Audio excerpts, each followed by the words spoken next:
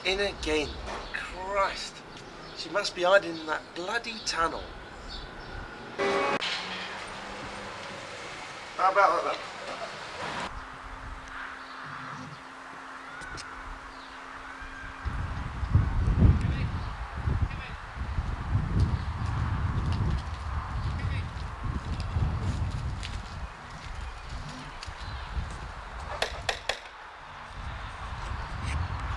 Hello, Mum.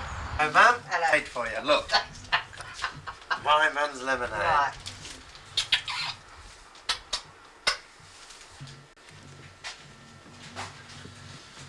Oh, well, we've been out filming, Mum. Have you? You. They're all over. Put the whole way of it. Look, it's just there. Where is it? I just raked it over, you see. In sheds. Tie this up though.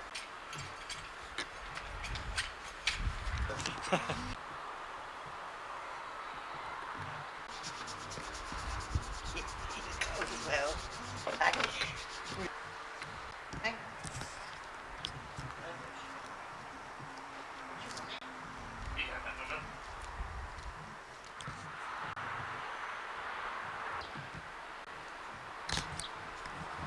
Come with that old Irishman. What Irishman? I know. Hang on. These people walking down the street, right? And they're walking along. Yeah. And they've got a penguin. And they've got this penguin on the lead. And they're walking along down the street with this poor penguin walking behind them.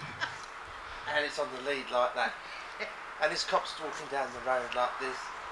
And he spots these people walking down with this penguin. He goes up to them and says, "What you got there?" And they say, "Well, I've got a penguin." He says, "Well, you shouldn't have a blooming penguin on a lead like that." He says, "Take it to the blooming zoo." "All right then, officer, we will." "Right, do you think so too?" So off they go, and off he goes. Bloody hell, I think we had to walk along that street. Anyway, next day, cop's walking along right out on his beat, and these people walking down the street, and the penguin is still there. And he goes straight up to me, he says, "Oi, I thought I told you to take that penguin to the zoo." And they said, "Yes, we did. Now we're taking him to the pictures." Come out as well, does it? This is my own joke. This is one I made up myself many years ago. Female psychologist, right? Yeah.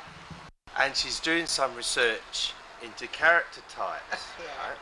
And she's discovered that a character type comes out when you name your child. Yeah. So anyway, and the results of her findings is on these particular 4 women. I was like this, and just found out this woman that was money mad had called her daughter Penny, Yeah. and a woman that's highly religious had called her daughter Carol. She was fashion crazy, right? Yeah. And she'd called her daughter Dior. Deal. Yeah. And so with this, the 4th woman gets up and says, "Come on, Fanny, we're going home." You didn't make that. You ready? You're listening to me? Yeah. Yeah. There's this lunatic, right? He escapes from the lunatic asylum. And he gets out the window and he runs across the lawns like this. Yeah. And he gets up to the brick wall, scrambles on, sitting there judging the distance. He looks down and there's this allotment, you see.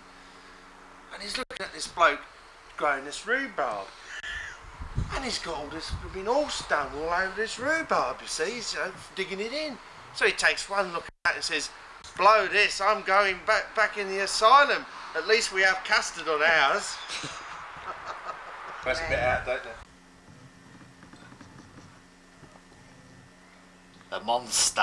It looks like Doctor Who. Len's letters.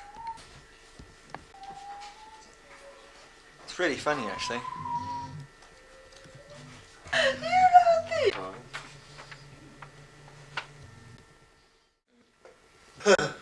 Get up, stand up. I can't stand up for it. Stand up. Oh, you can do the It's too long. Oh, Alright then. So, what happened? Right, I was travelling with this bloke called Jerry, right, this Irish chap. And I'd met him down in Perth, near Perth. And this bloke was a millionaire, right? And he'd because he inherited this farm, which was then sold, and it was just like a ordinary old farm, dairy farm in Ireland, but it just happened to be located near the very snooty end of Dublin, and so they sold it for development, and so he sold it for about £5 million, and so he was a very rich. And so anyway, he's travelling around Australia, and I bumped into him, and I started to travel with him, and we went. We was up in the Northern Territory, and we decided to canoe up this river called the Catherine River.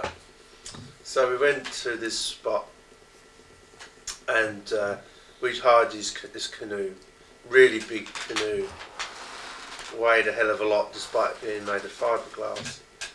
And so we went to the national park there, and we had to take a pack of stuff with us, like food and all that sort of stuff. And off we went. And the river was really low, so every time we hit these rapids, we had to carry the canoe over these boulders and stones and things like that. And it was really heavy, and after a while we were sort of carrying it up past, every time we come to these stones, carrying it and dragging it, and really heavy. And eventually we got up to, I don't know, about the 8th gorge, and it was, by that stage, the gorges are really, really steep.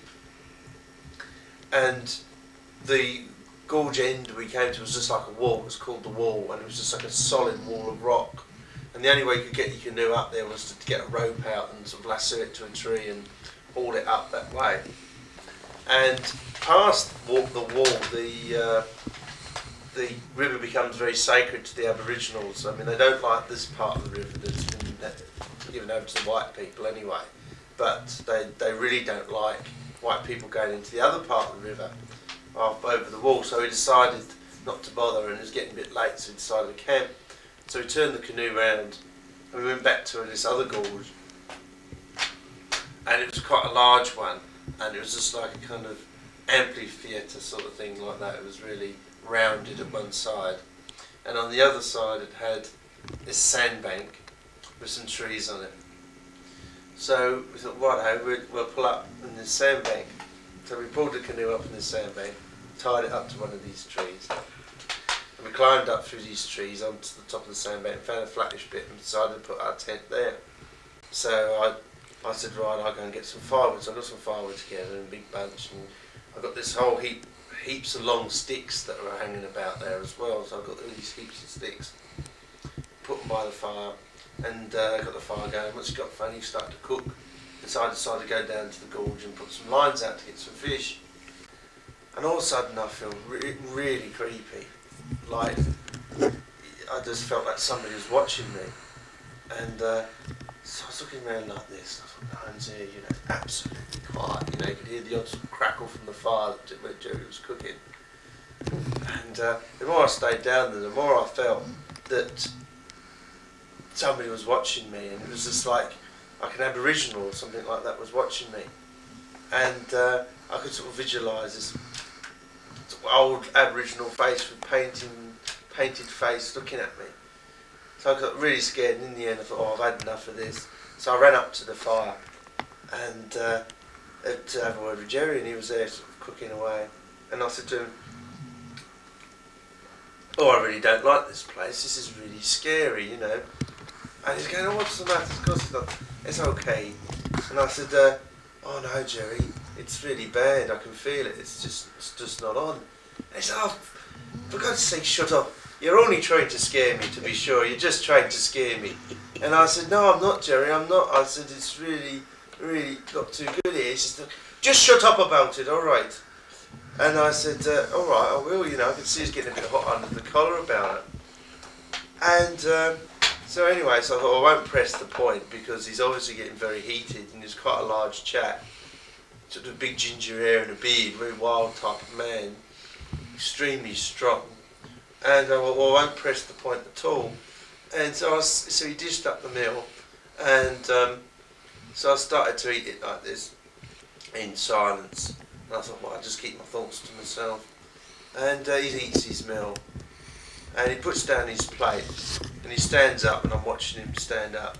And he goes over to the pile of firewood, and he picks up one of these long poles. And he's got this big long pole in his hand like that, and I'm looking at him like this. And he's got this big pole, and he goes, picks it up and goes stomping over towards the fire. And about a couple of feet from the fire, he just picks up this pole and goes, boom, straight into the sand like that, really fiercely. So it's sticking up like that. And he looks at this pole, and then he goes down, sits back down again, and picks up his plate and starts to finish off his meal. And I'm still sitting there in silence like that, and I thought, well, I won't say anything because and then after a while I thought, I've got to say something. I mean, that's so totally out of character for him to do such a violent thing like that. He was such a gentle person, and for him to jump up and do that, I thought was something really, you know, have I really upset the bloke? Have I really touched on something far, you know, worse than I thought? So in the end I said to Joe, I said, look, I said, what on earth made you do that? I've got to mention it. What on earth made you do that? He says, do what? And I says, you know, get up and stick that pole in the sand like that. And he said, what do you mean? And I said, well, you just got up and stuck that pole in the sand. I said, yeah, standing up like that. He said, no, I didn't. I said, you did. He said, no, I didn't.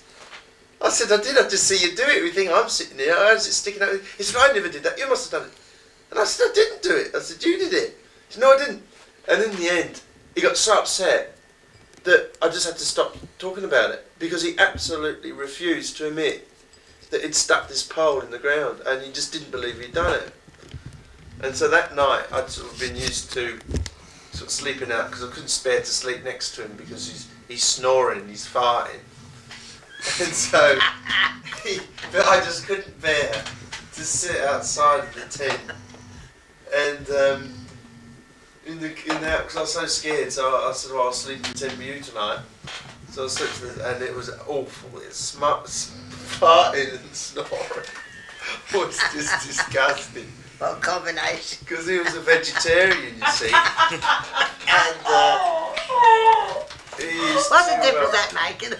you see all these diabolical, and I just really tossed up whether it's worse sort of getting the evil eye outside or I didn't get a wink of sleep that night, and then I got up in the morning feeling absolutely terrible, and then we had to lug this canoe back down, carrying it half the way back down to the park. When we got back there, I was absolutely exhausted. I had a dislocated toe, I caught flu.